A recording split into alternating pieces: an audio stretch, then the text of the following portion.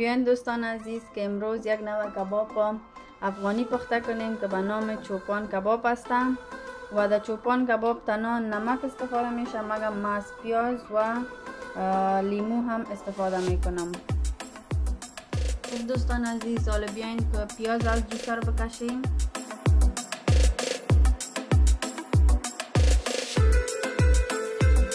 حالا به مقدار ضرورت نمک مندازیم، لیمو و پیاز که از جوسه کشیده بودیم و میمانیمش به 1.5 ساعت تا خوب پخته شود.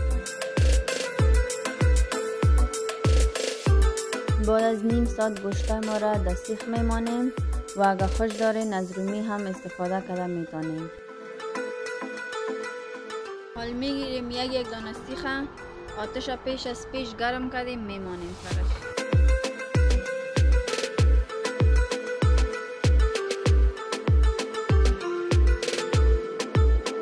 حال میبینیم که کباب ما تیار شده و آماده خوردن هستند. خب دوستان عزیز، همی بود طرز تهیه چوپان کباب. خدا کنه خوشحال آمده باشند.